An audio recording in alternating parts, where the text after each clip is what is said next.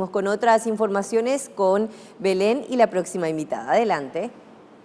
Muchas gracias, Jennifer, y estamos ya en compañía de la señora Estela Pistilli. Ella es directora general de Educación Inclusiva del Ministerio de Educación. Para hablar, directora, buenas tardes y bienvenida. Buenas tardes, muchas gracias, Belén. En relación al aspecto normativo que tiene que ver con la ley 5.136 y específicamente hablando de educación inclusiva, hablar cuáles son los alcances que tiene esta ley. Bueno, la ley 5.136 de educación inclusiva tiene un alcance a nivel nacional en todo el sistema regular. Sí. Esta ley fue creada, digamos, con el fin de crear un modelo educativo inclusivo en todo el sistema educativo nacional, en todos los niveles y modalidades, para poder garantizar el acceso, las oportunidades, el aprendizaje, la promoción y las conclusiones oportunas de todas aquellas personas con diferentes condiciones sin distinción. Con esto se garantiza el derecho a la educación. Exacto. Ahora, Sí. ¿cómo se llega o cómo se alcanza digamos que un grado de aprendizaje inclusivo para las personas con discapacidad o los niños con discapacidad? ¿Se necesita de alguna formación mayor, digamos, para los capacitadores o los formadores en educación? Para los docentes en particular. Docentes, sí. Bueno, realmente, o sea, cuando nosotros hablamos de inclusión, hablamos de eliminación de barreras, ¿verdad? Entonces, al eliminar barreras, hacemos accesibles las escuelas y todos los aspectos también a nivel social. Hablando de educación puntualmente, era una barrera puntual y de acceso que se tiene que dar es justamente la formación para poder atender a las personas con condiciones, en este caso de discapacidad. Nosotros estamos en un proceso de formación, ¿verdad? Hay docentes que ya están formadas para la atención en este punto a personas con discapacidad, porque la educación inclusiva viene históricamente, ¿verdad?, desde lo que era la educación especial. Entonces, desde esa época se formaban especialistas, ¿verdad?, por condición de discapacidad. Luego pasamos a un paradigma de la educación integrada, en que se establecían aulas especiales dentro de las escuelas regulares, y ahora estamos, digamos, en el paradigma de la educación inclusiva, que no es nuevo tampoco con la ley, sino que esto ya se viene dando a partir del inicio de la década de los años 2000, pero con la legislación lo que hace justamente es dar un empuje, ¿verdad?, mucho más fuerte y una seguridad, porque la ley ya te obliga a garantizar ese derecho en todas las modalidades. Exacto. Bueno, me tocaste un tema muy importante que es la formación, y como te dije, ¿verdad?, hay un grupo de docentes ya formados, un grupo de docentes que se están formando en servicio, ¿verdad?, porque los niños se están incluyendo desde ya hace algunos años en las escuelas y colegios regulares, tanto del sector oficial como los del privado subvencionado y también los privados. Sí. Y esa es una formación también en servicio. Y tenemos un grupo de docentes que ahora se están formando con un programa desde el Ministerio de Educación, ¿verdad?, con los fondos que han sido adjudicados, ¿verdad?, para la formación docente. Entonces se empezó con 3 ejes muy importantes, siendo uno de ellos los de educación inclusiva, Sí. y empezando a formar a los formadores de formadores. En paralelo, la Dirección de Educación Inclusiva hace una formación en servicio y asistencia técnica específica a los colegios y escuelas de todos los sectores, ¿verdad?, que ya tienen chicos incluidos, ¿verdad?, puntualmente sobre las necesidades específicas.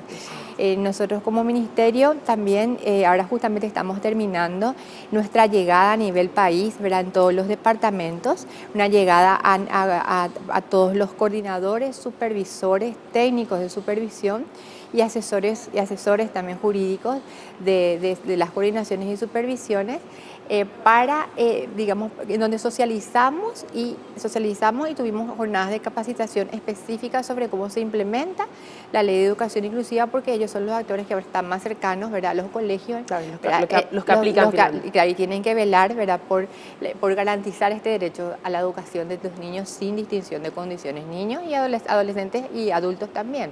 Bueno, llegamos a cada departamento y nos faltan solamente 2 departamentos que culminamos este viernes, ¿verdad? Con la venida de referentes de coordinación y supervisores y técnicos de Alto Paraguay y Presidente Hayes, ¿verdad? Con lo que terminamos esta etapa, ¿verdad? De formación, de socialización y capacitación a los gerentes educativos de todos los departamentos. Y te digo que en paralelo estamos haciendo las formaciones para los docentes que ya tienen niños incluidos, claro, y sus directores y sus equipos técnicos, y estamos dando asistencia técnica de forma paralela. Es un trabajo que se da en paralelo. Exacto. También se tiene estipulado, ¿verdad?, una formación para 1.135 docentes del sector oficial con los fondos de excelencia que fueron adjudicados para la formación en servicio, ¿verdad?, y la formación profesional, y también dentro de este proyecto 2 especializaciones en educación inclusiva, ¿verdad?, que van a ser llamadas, ¿verdad?, a universidades para poder presentar, ¿verdad?, los programas para una especialización. Bueno, en dos grupos, ¿verdad? Sí. Serían 2 grupos que se estarían especializando en este periodo, ¿verdad?, con este programa. O sea, evidentemente, sí, entonces el Ministerio de Educación prioriza, o como eje principal, digamos, es la formación docente en materia de educación inclusiva, de los aspectos de esta ley, de aspectos normativos de la ley también. Pero, ¿qué pasa, por ejemplo, con la cuestión de materiales didácticos, claro, para los chicos? Claro, ahí te quiero aclararte. O sea, un eje, la educación en la diversidad y la inclusión es un eje visible dentro de nuestra agenda estratégica, sí, educativa en marcha. La formación docente es uno de los puntales, ¿verdad?, pero no es el único, porque también cuando nosotros hablamos de acceso, ¿verdad?, hablamos de accesibilidad en cuanto a material, que es lo que le estás mencionando. Sí. Por primera vez el año pasado, ¿verdad?, se llamó a licitación para kits específicos para niños, ¿verdad?, y adolescentes con discapacidad. Fue el primer año que se tuvo, sí, esas especificaciones.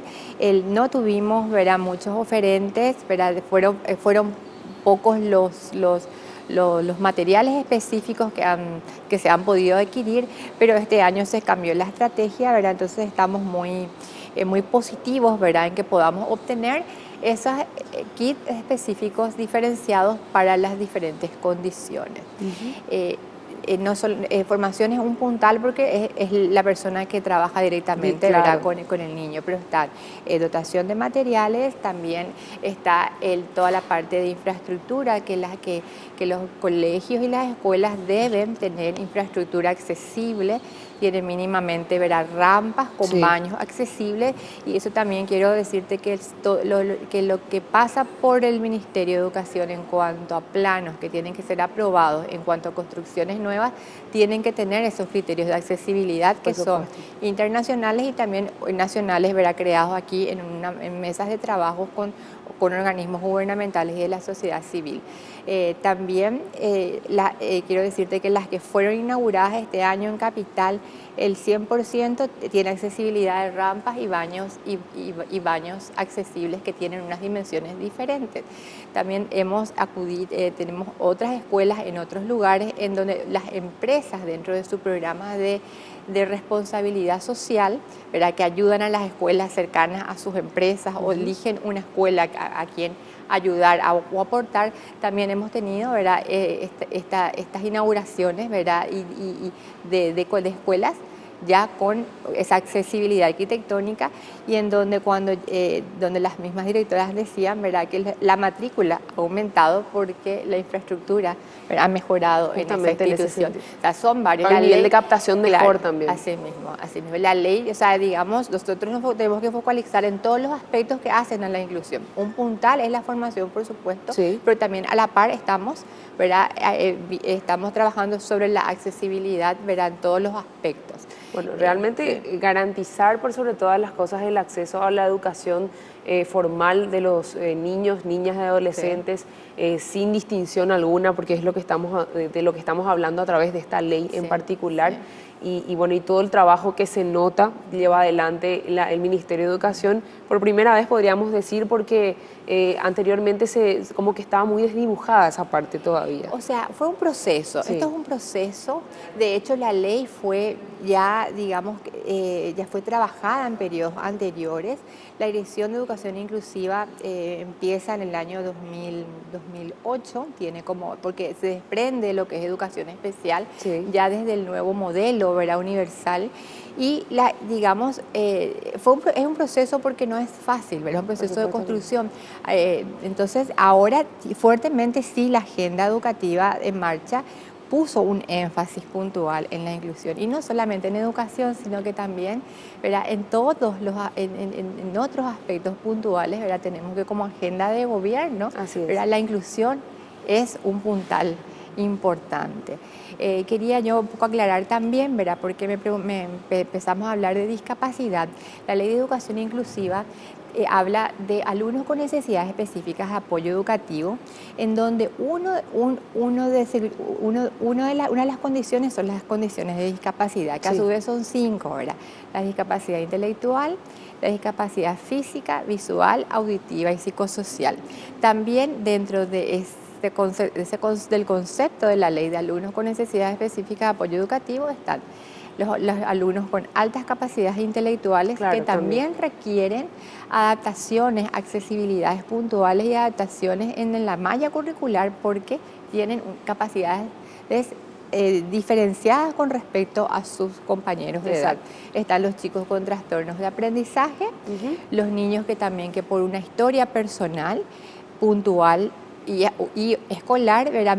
Necesitan, ¿verdad? Unos ajustes puntuales en la malla curricular o en elementos de esa malla curricular para poder seguir en el sistema. Un ejemplo les pongo, ¿verdad? Que de historia personal, los niños que tienen una enfermedad puntual y que necesitan estar internados por largos periodos,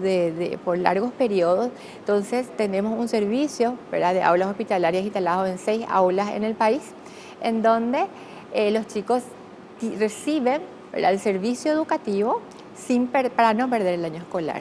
Entonces, esos niños también forman parte, ¿verdad? De lo que es la educación inclusiva, así también como los niños en situación de calle. Exacto, Sí, realmente es muy amplio todo. Es amplio. Es amplio el tema amplio. Y como siempre se dice, el tiempo en televisión es tirano, pero Sí.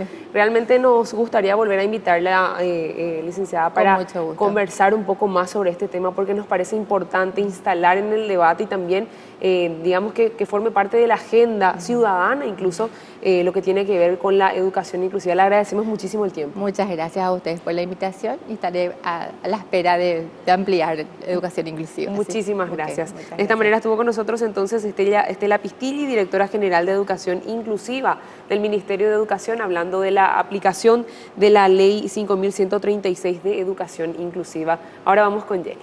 Gracias.